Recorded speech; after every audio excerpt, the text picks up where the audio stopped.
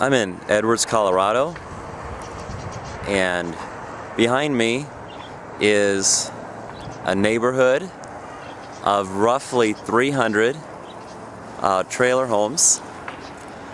About 90% of this neighborhood is Hispanic.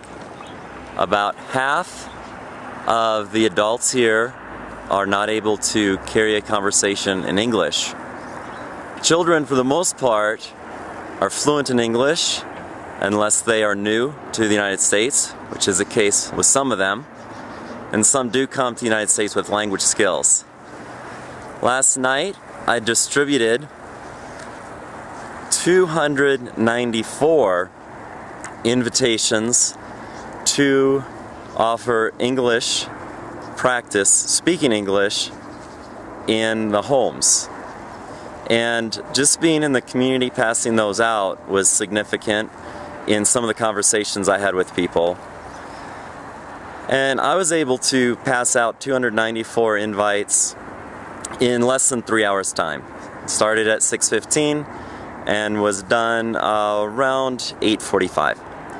So it really was not hard, and that is with conversations with people as well. Not just running door to door, but also with opportunity to visit with people. And I'm always looking at what is happening here that I can take home with me and use in my own neighborhood. And after dropping about 100 of these invitations on doorsteps, I realized that there are areas here like this in which English skills are needed.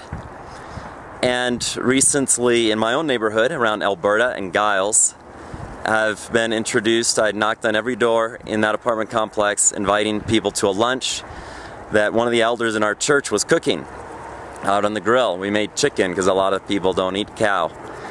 I was able to meet Somalians.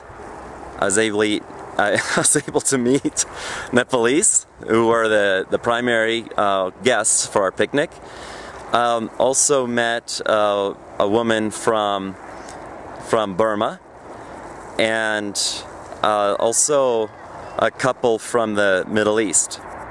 And the woman there is brand new to the United States and is desiring to work on her English, and they are also a newly married couple desiring some friendships because they don't have friends.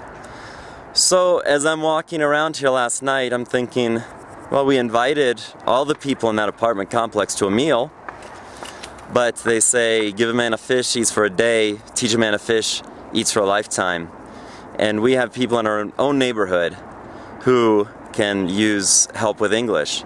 Now, we don't have to start an ESL course, an English as Second Language course. It's simply what I do here is drop an invite and say, if you'd like to practice English in your home, just call this number and we'll set up an appointment.